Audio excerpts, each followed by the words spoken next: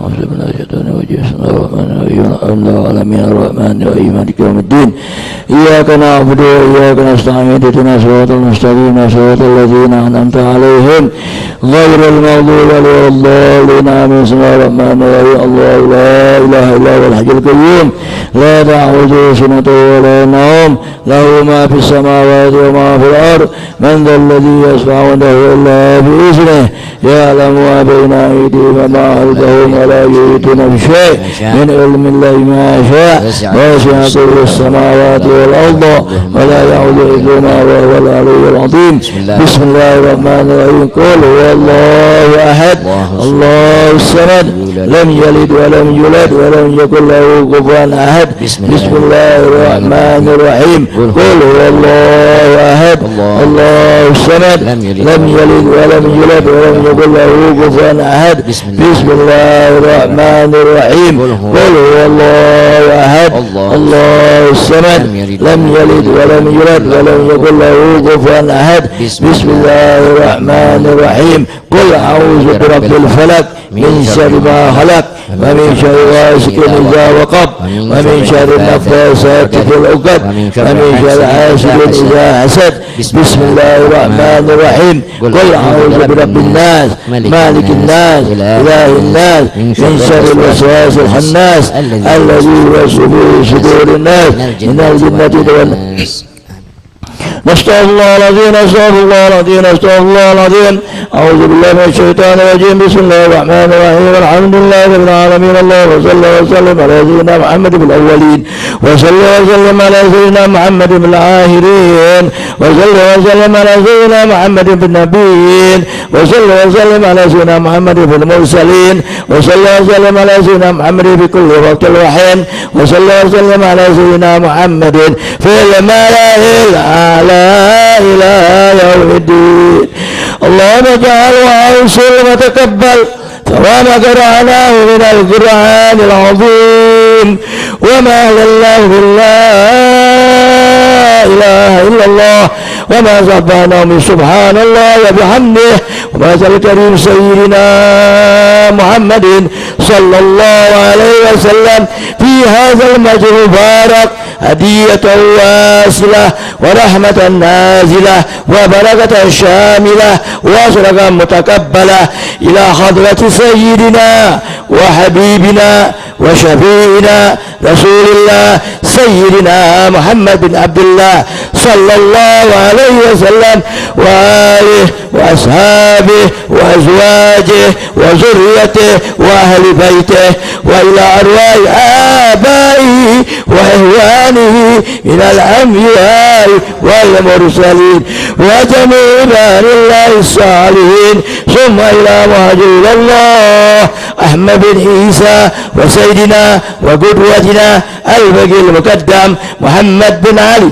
بالوي وأصوله وفروعه ثم إلى مقدم سامي بن الرحمن بن محمد السقاب وأصوله وفروعه وثم إلى صاحب الراتب على الله بن علوي بن محمد الحداد وأصوله وفروعه وثم إلى راسب التربة الحبيب محمد بن شهاب وأصوله وفروعه ثم إلى روح الحبيب حسين بن علي بن شهاب وثم إلى روح الحبيب محمد وسيحان وحلوي وهدى وغيرها وزينة وفاطمة وزينة ومحتوى وبن علي بن شهاب وثم إلى فاطمة وسلمى والنور وسيدة بنت محمد بنت عاقي بنت محمد بن شهاب وثم إلى روح الباب والنور وزينة وغيرها وسيدة وزينة بنت حبيب عمر بن حميد البار وثم إلى روح أبو بكر بن مسلم شهاب وثم إلى روح أبي بكر بن شهاب بن شهاب وثم إلى روح فايدة بنت علي بن حسن بن شهاب وثم إلى روح أبي علي بن حسن بن شهاب وثم إلى روح الحبيب عمر ومحمد والنور ومسلم بن عمر بن حميد البار وثم إلى روح الحبيب علي بن حميد البار وثم إلى روح الحبيب زين وثم إلى روح الحبيب ثم إلى روح محمد بن علي بن سعد ثم إلى خصوصا الحفيظ بابا زهرة بنت حسين بن علي بن زياد وإمامت والهم إلى الحبيب عقيل بن محمد بن مبيا لمن اتمعنا هنا بسببهم بأن الله يغفر لهم ويرحمهم وجنة برحمته ووالدينا ووالخاصة وجميع أمواتنا وأموات المسلمين عامة أوصل الله ثم ثواب ذلك منا إليهم اللهم اجعل فداء لهم من النار وبكاكا لهم من النار ونجاة لهم من النار وعتقا لهم من النار وسترا وحجابا لهم من النار اللهم اغفر لهم وارحمهم وعافهم وفنهم اللهم اغفر لهم وارحمهم وعافهم وفنهم اللهم اغفر لهم وارحمهم وعافهم وفنهم وجمعنا وإياهم إلى المستقر برحمتك ومع أوليائك مع الذين أنعمت عليهم من النبيين والصديقين والشهداء والصالحين وحسن أولئك رفيقا ذلك الفضل من الله وكفى بالله عليما ربنا فاغفر لنا ذنوبنا وكفر عنا سيئاتنا وتوفنا مع الأبرار يا عزيز يا غفار يا رب العالمين ربنا تقبل منا إنك أنت السميع العليم وتب علينا إنك أنت التواب الرحيم واغفر لنا وارحمنا أنت الغفور الرحيم برحمتك يا أرحم الراحمين يا أرحم الراحمين يا أرحم الراحمين فرج على المسلمين وصلى الله على سيدنا محمد وعلى آله وصحبه وسلم سبحان ربك رب العزة عما يصفون وسلام على المرسلين والحمد لله رب العالمين بسر الفاتحة.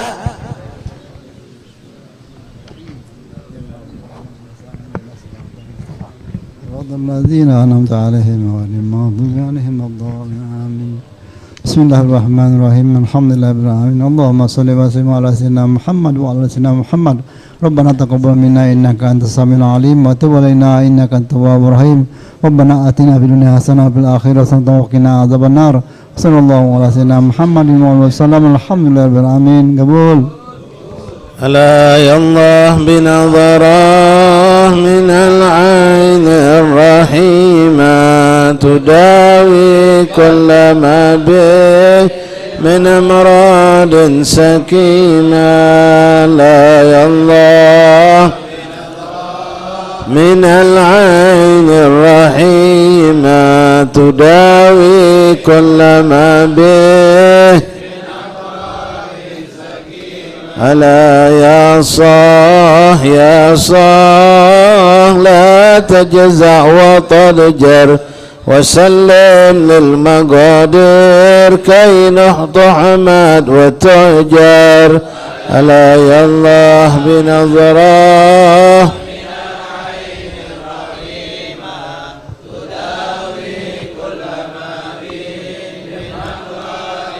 وكن راض بما قدر المولى ودبر ولا تسخط قد الله رب العرش الأكبر. ألا يا الله بنادرا من العين الرحيمة تداوي كل ما به من أمراض شكيمة وكن صابر وشاكر. ألا يا الله بنادرا وكن فائز وظافر. ألا يا الله بنادرا ومن أهل السرائر. ألا يا الله بنادرا رجال الله من كل ذي قلب منور مصفى من جميع الدنس طيب مطهر. ألا يا الله بنظرة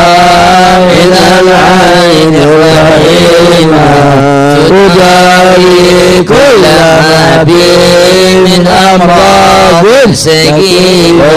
دنيا دنيا حوادثها كثيرة وعشتها هجيرا ومدتها قصيرا. يا الله بنظرة من العين الرحيمة تداوي كل ما بي من أمراض سقيمة.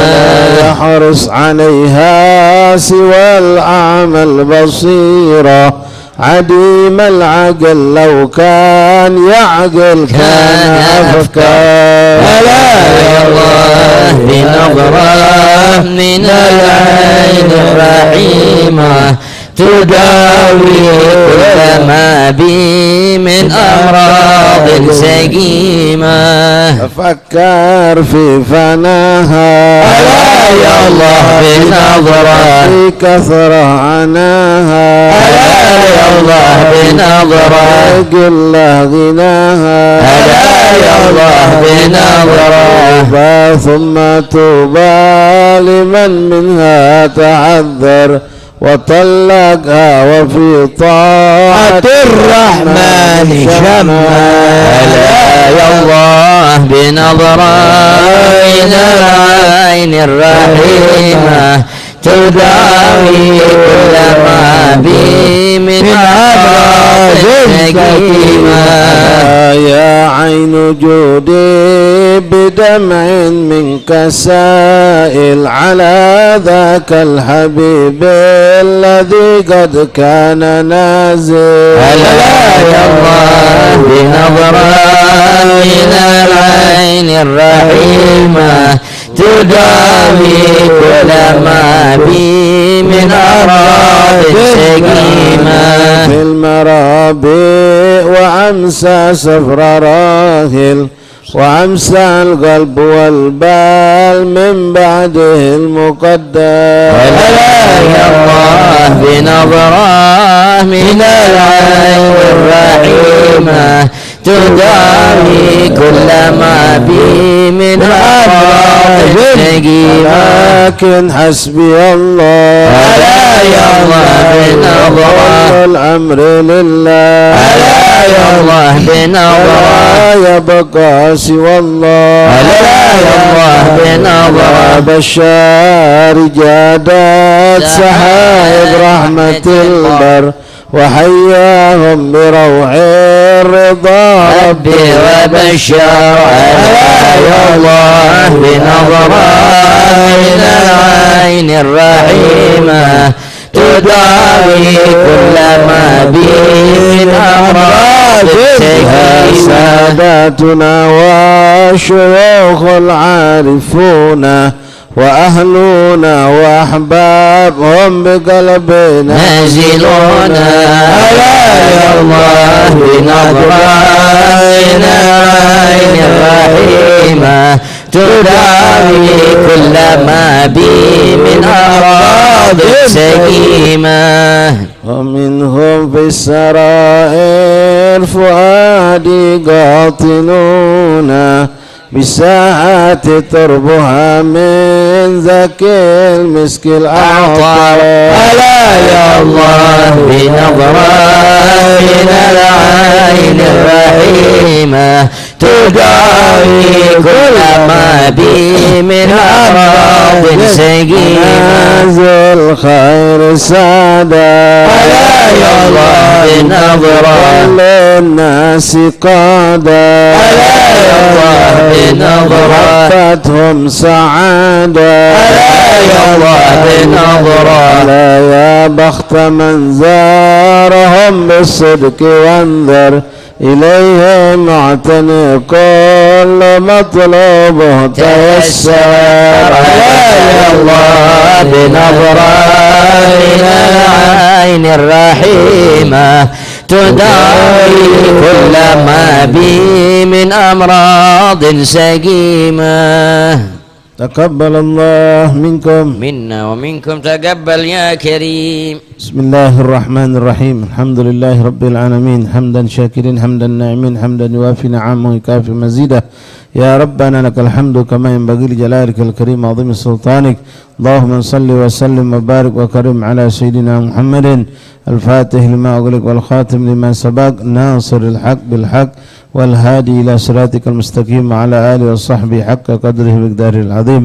رب اشرح لي صدري ويسر لي أمري واحلل عقدة من لساني يفقهوا قولي. نوينا تعلم التعليم والإفادة والاستفادة ونفع الانتفاع. تذكر تذكر الحث على تمسك بكتاب الله سنة الرسول والدعاء للهدى والدالة على الخير ابتغاء مرضات الله وقرب ثوابه. اللهم أغننا بالعلم زينا بالحلم أقربنا بالتقوى جملنا بالعافية يا أرحم الراحمين يا أرحم الراحمين يا أرحم الراحمين. اللهم بارك لنا في رجاب شعبان بلغنا. اللهم بارك لنا في رجاب شعبان بلغنا. اللهم بارك لنا في رجاب شعبان وإنا على الصيام وقيام تلاوة القرآن واحفظنا يا ربنا من الذنوب والآثام. صلى الله عليه وسلم محمد وآله وصحبه وسلم. الحمد لله رب العالمين. معاشر الحبائب معاشر الإخوان زائرين رحمني رحمكم الله. السلام عليكم ورحمة الله وبركاته. Alhamdulillah thumma alhamdulillah thumma alhamdulillah lakal hamdu syukra ya Rabbana. Bersyukur kita kepada Allah Subhanahu wa taala yang kembali mengizinkan kita, memilih kita, mengumpulkan kita dan memuliakan kita dengan perkumpulan di malam hari yang penuh berkah ini, ziarah seorang wali min awliyaillah Al-Imam Al-Arif Billah Al-Habib Aqil bin Muhammad bin Umar bin Yahya. Mudah-mudahan apa yang kita lakukan pada malam hari ini di tempat ini menjadi amal yang makbulah, yang diterima oleh Allah dan memberikan bekas kebaikan-kebaikan untuk kita, keluarga kita, anak istri kita dan orang-orang tua kita, keluarga kita yang telah wafat pun mendapatkan kemuliaan di alam barzah mereka dengan kita kumpul di maqam Habib Ali Habib Aqil bin Muhammad bin Umar bin Yahya ini insyaallah taala. Ikhwani rahimakumullah, subhanallah, tak berasa kita sudah sampai pada malam yang ke-18 daripada bulan Rajabul Asab, bulan Rajab yang penuh berkah. Tak lama lagi kita akan pun menyemarakkan suasana peringatan Isra wal Mi'raj Nabi Muhammad sallallahu alaihi wasallam.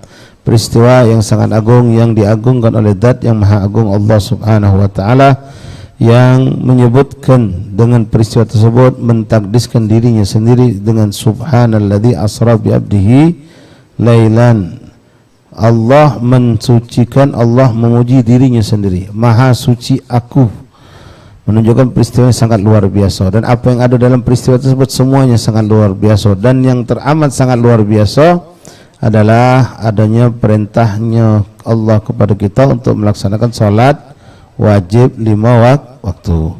Mari ikhwan rahimakumullah, saya mengajak diri saya sendiri, kita semua jadikan momen Isra Mi'raj yang insyaallah akan kita song-song ini adalah momen kita memperbaiki kualitas dan kuantitas pun insyaallah daripada salat kita. Kualitas yang penting.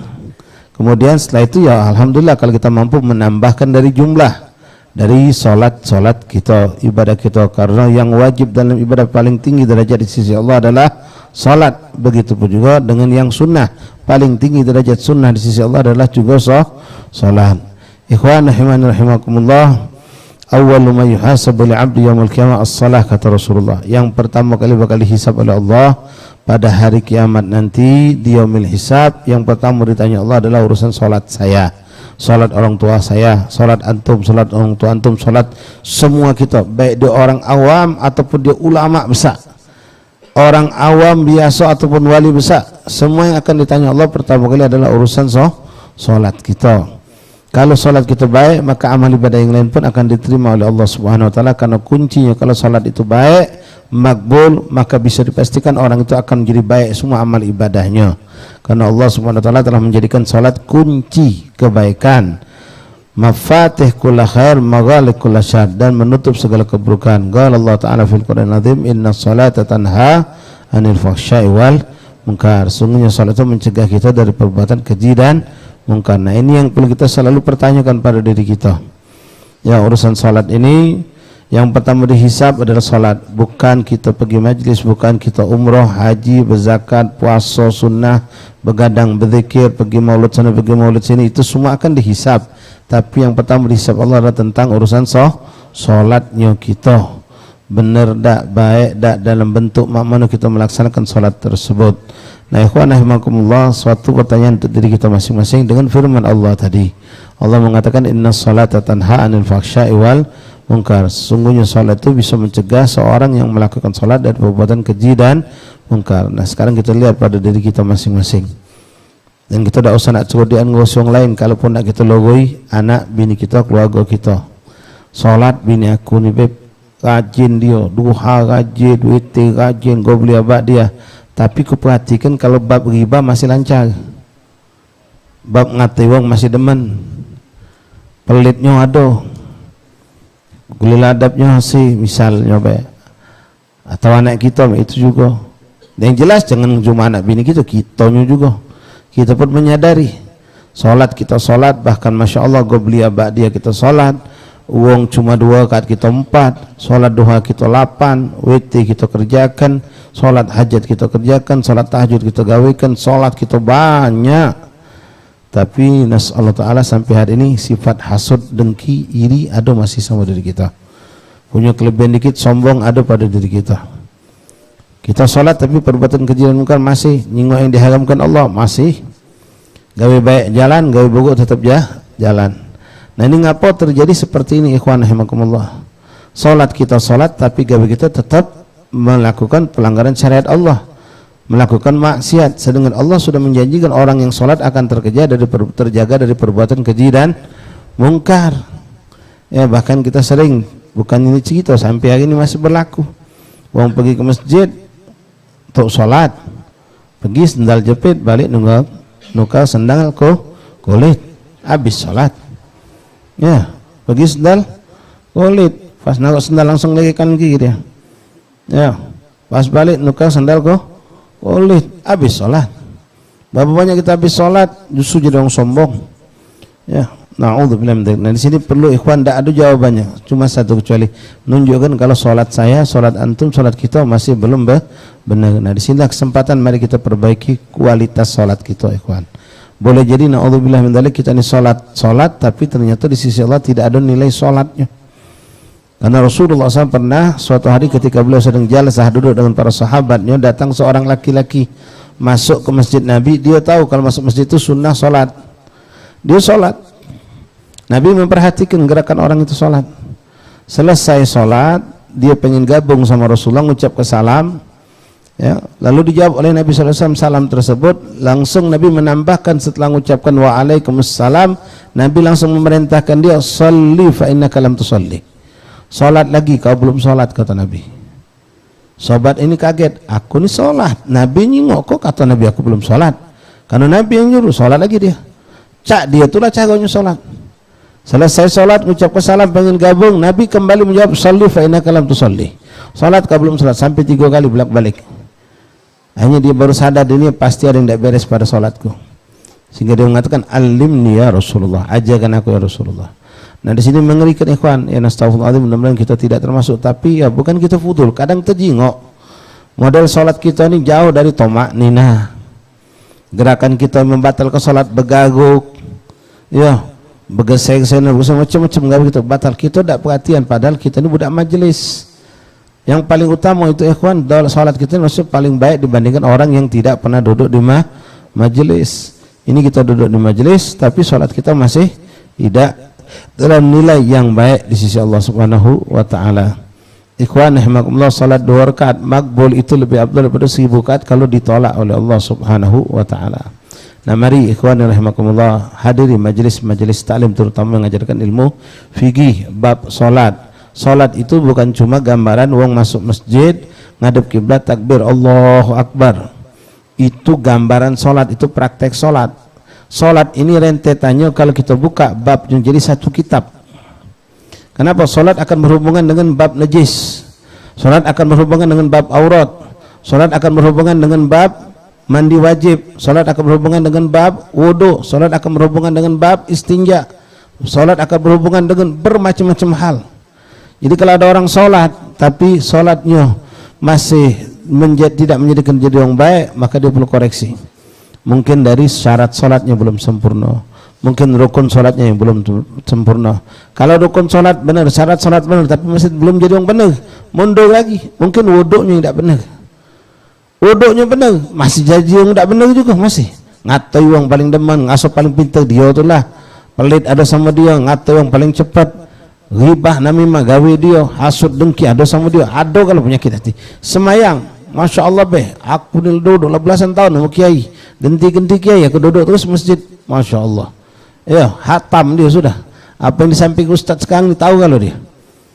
Masya Allah. Tapi masih tukang ngatai uang dia tu lah, ngumpet uang dia tu lah. Tak ada kebaikan pada dirinya, munculnya keburukan-keburukan. Ini ngapo? Syarat solat benar, rukun solat benar, bacaan-bacaan solat benar, tapi masih tak jadi yang benar. Kenapa? Itu tadi. Mungkin dia wuduknya tak benar. Wuduk benar, mungkin istinjaknya tak benar. Istinjak benar, mungkin mandi wajib yang tak benar. Terus kita koreksi, ternyata sudah masya Allah benar, kalau masih jadi dong tak benar juga. Kembali kepada mungkin ya pakaian yang kita pakai yang tidak benar. Kita sholat pakai pakaian yang bercampur dengan yang haram, sehingga sholat kita tidak diterima Allah. Maka di situ ulama mengatakan ibadah itu ada yang sah tapi ghair makbul, ada yang makbul. Kalau sudah makbul pasti sah.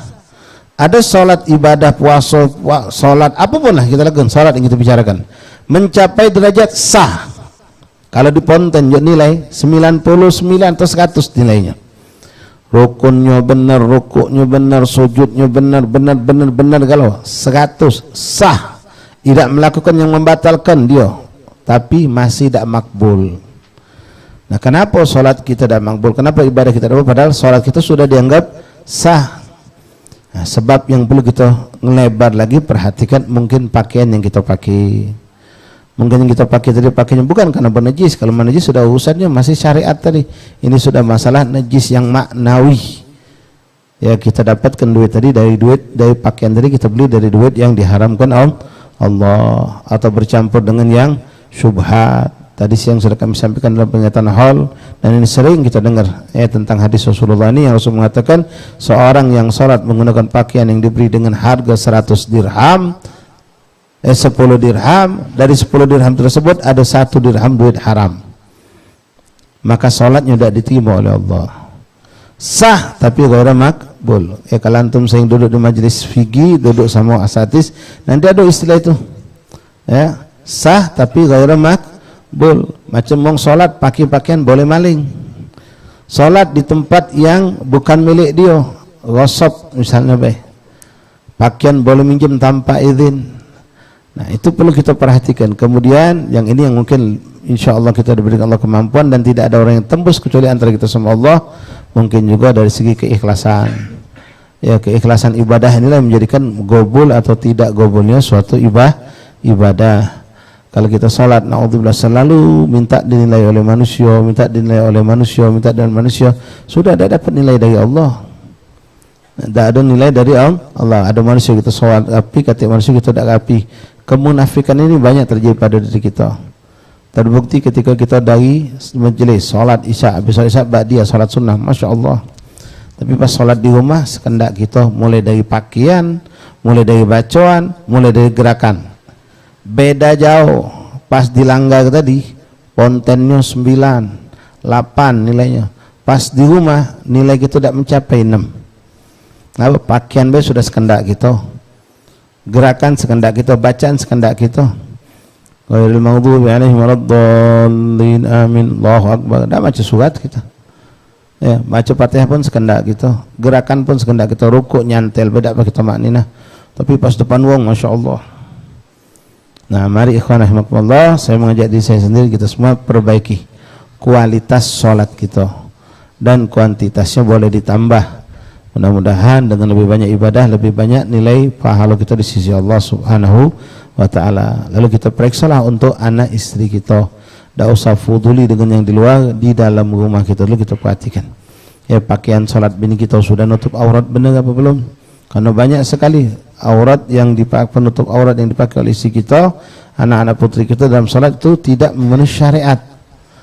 Karena yang mereka pakai, telukung yang mereka pakai, contoh salah satunya, antum bisa perhatikan, nanti balik jingok subuh besok perhatikan di mana letak dia nutup mukanya itu.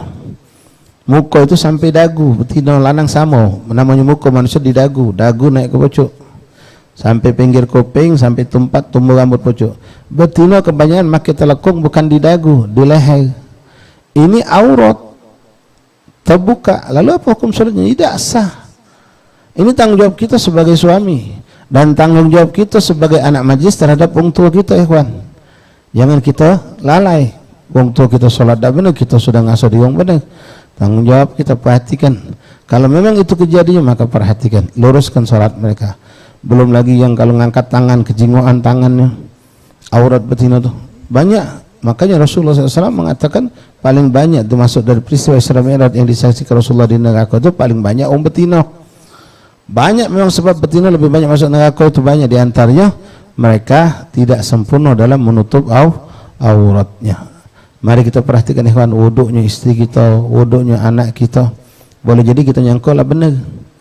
Ya ternyata wuduknya masih tidak sempurna, jauh dari baik. Mudah-mudahan Allah SWT menjadikan bulan berkah, bulan Rajab ini benar-benar bulan keberkahan untuk kita. Panjangkan oleh Allah SWT sampai kita bisa merasakan kenikmatan menghadiri majelis-majelis peringatan Isra Mi'raj Nabi Muhammad SAW.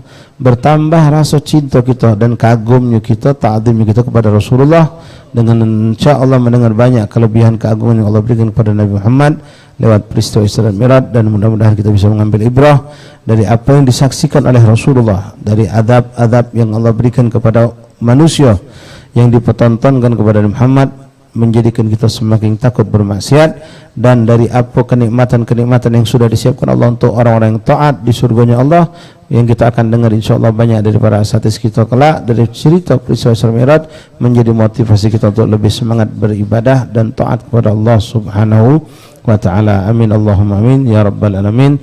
Allahumma barik lana fi Rajab wa Sya'ban, ballighna Ramadan. Allahumma barik lana fi Rajab wa Sya'ban, بلغنا رمضان. اللهم بارك لنا في رجب شعبان، بلغنا رمضان وأعنا على الصيام والقيام وتلاوة القرآن، واحفظنا يا ربنا من الذنوب والآثام. وصلى الله على سيدنا محمد صلى الله عليه وسلم.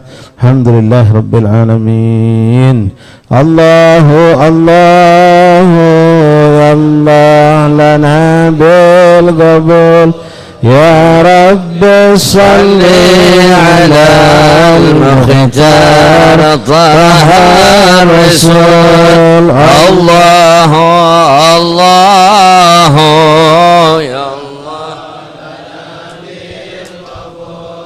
يا رب صل على المختار رسول. على فينا باب مولانا طرحنا الحمول، راجينا منه المواهب والرضا والقبول. الله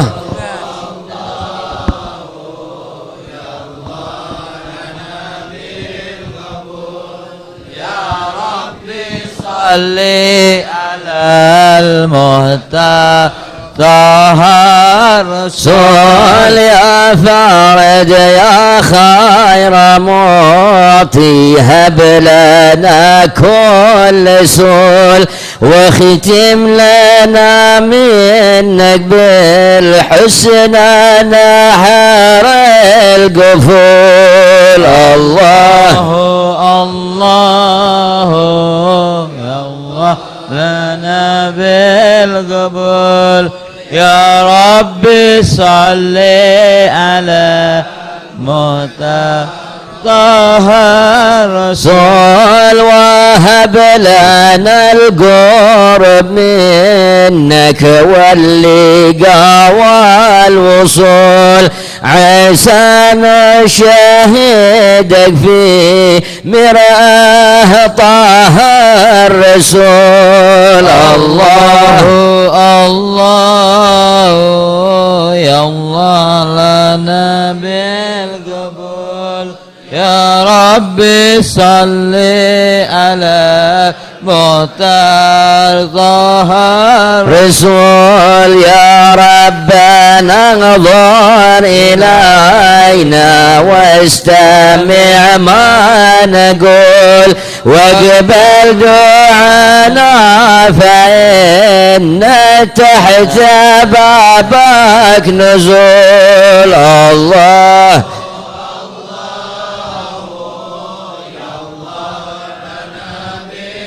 قبول يا ربي صل على المختار طه الرسول ضيفان بابك ولا سنا عنه يا الله نحول وظننا فيك وافر ولا مل فيه طول الله. Sambil bikin halakoh, silakan bikin halakoh 4 orang. Lana bil qabul ya Rabbi salli ala al-mukhtar tahar رسول وفي نحور الأعادي بكي